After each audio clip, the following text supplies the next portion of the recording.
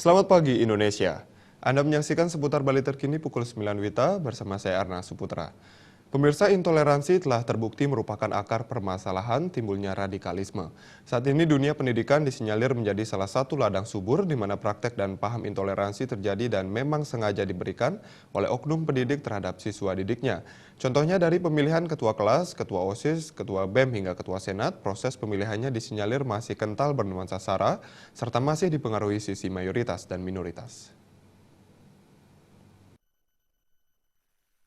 Menurut akademisi Gede Putra Wijaya, persoalan intoleransi di dunia pendidikan memang kerap terjadi. Oleh karena itu, untuk mengembangkan kebersamaan dan menghilangkan egoisme fanatisme sektoral, hal-hal seperti ini harus segera diakhiri. Maka lembaga pendidikan punya peran di dalam rangka menumbuh kembangkan nasionalisme, dimanapun hal-hal bersifat sektarian primordial ke depan dalam rangka membangun nasionalis, tidak lagi kita harus dipengaruhi oleh sifat-sifat egoisme sektoral seperti itu.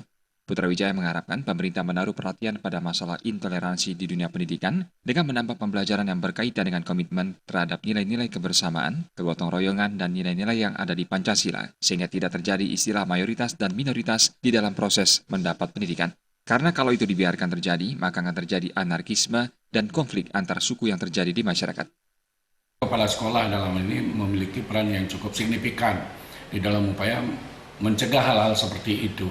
Jadi mereka yang terpilih menjadi kepala sekolah haruslah mereka yang nasionalis jiwanya. Jangan sampai kemudian ya membangun sebuah ajaran, apalagi semacam sebuah sekte di situ, sehingga kemudian kita bisa terpecah belah karena persoalan-persoalan primordial, persoalan sara dan etnisitas dan lain sebagainya. Sementara itu, menurut pengamat hukum Simon Nahak, doktrin-doktrin intoleran yang disinyalir ditanamkan oknum pendidik terhadap siswa didiknya, seperti ini, agama yang benar dan agama yang lain salah, lalu kelompok ini benar dan kelompok yang lain salah. Proses pemilihan ketua kelas, ketua OSIS, ketua BEM, dan ketua Senat yang diarahkan untuk memilih salah satu kandidat berdasarkan kesukuan, agama, dan sisi mayoritas dan minoritas. Oleh sebab itu, oknum pendidik yang seperti ini harus segera diberantas. Tidak boleh, harus pilih si A karena si A ini lebih mayoritas di sekolah ini, sehingga harus kita pilih dia untuk menjadi ketua kelas, begitu. Itu nggak boleh, nggak ada seperti ajaran dokter-dokter seperti begitu. Atau kasak-kusuk di belakang sana, mau pilih ketua senat, tetapi tolong ya, hanya yang mayoritas saja, hanya agama yang tertentu saja, hanya kelompok tertentu saja. Itu tidak boleh. Kita harus melihat potensi setiap kita, talenta kita, karunia kita yang diberikan kepada kita semua itu sama, punya kemampuan. Harus objektif melihat.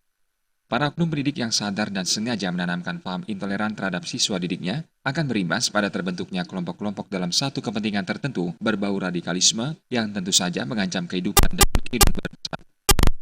Gung Krisna, Bali TV. Nantikan seputar Bali terkini 1 jam mendatang. Selamat pagi dan sampai jumpa.